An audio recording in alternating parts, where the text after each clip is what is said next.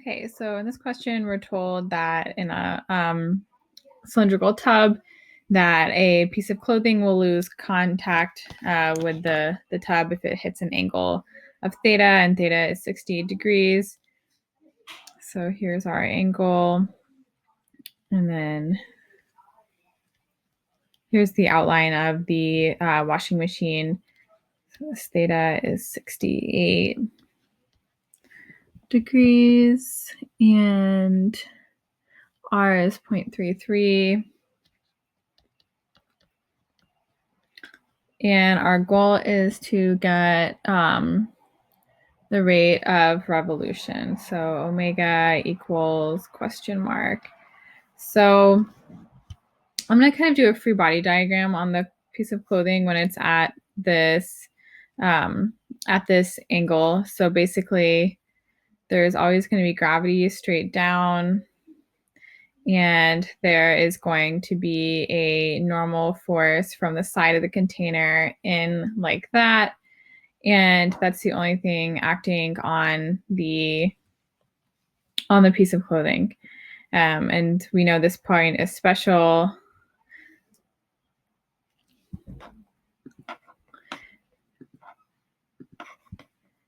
Actually, I guess at this point, there should be no normal force keeping it in rotation. So then there should just be the weight down. And so at this point, it loses contact because of the weight, and then it drops. And so we want to find omega. So I'm thinking of this from the view of, at this point, the acceleration it's still moving into a circle. So the centripetal acceleration is going to be in this direction. So I'll call that AC. And then I'll go ahead and draw our theta. So theta is this angle. And so what we can do is we can say, well, the sum of the forces in the radial direction is equal to the centripetal force, which is just MAC. And I'm using R again just to denote the in and out direction. So we're just kind of doing the same thing like you would in a similar problem, like using the Newtonian approach. So we're doing sum of the forces is MA, but since it's in circular, sum of the forces is going to be equal to MAC. So that's MV squared over R.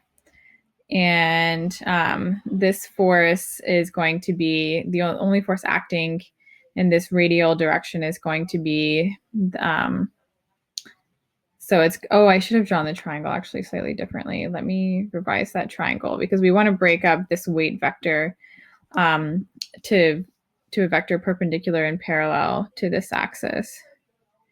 So this one is 90 minus theta. You can kind of convince yourself, right? If theta is 0, this angle goes to 90 degrees. And so that means that this angle is theta. So the centripetal part of the weight, the part in that centripetal direction is going to be W times the sine of theta, because here's the angle and this component is opposite. So we can say on this side that it's going to be the weight, which is mg times the sine of theta. And then we can say that's equal to mv squared over r. And now we can solve for omega, but before we do that, we need to write v in terms of omega. So v is omega r. So then you'll have an omega squared, r squared, and then one of the factors of r will cancel with this r down here. So you'll just be left with omega squared r. And I'll just write this down in case I wasn't clear. I'm plugging in v is omega r. So it's mg sine theta. And then now we can solve for omega. Oh, does the r really cancel? So I'm getting that omega is equal to the square root of g times the sine of theta. So let's go ahead and calculate that. Square root of 9.81 times the sine of 68 degrees. So I got 3.01 revs radians per second.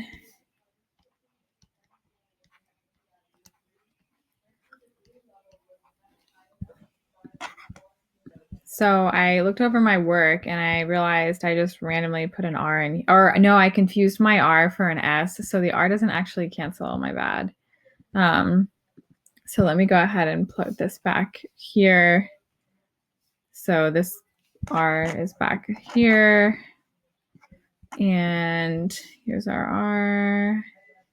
And so this whole thing is just going to be divided by R. So then I'll put that into a calculator again. So divide by 0.33, and I get 0.84.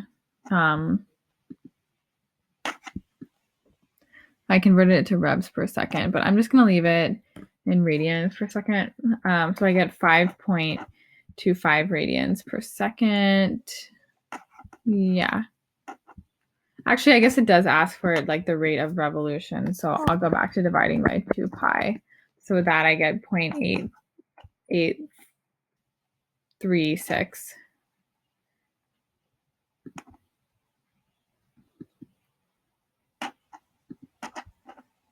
revs per second.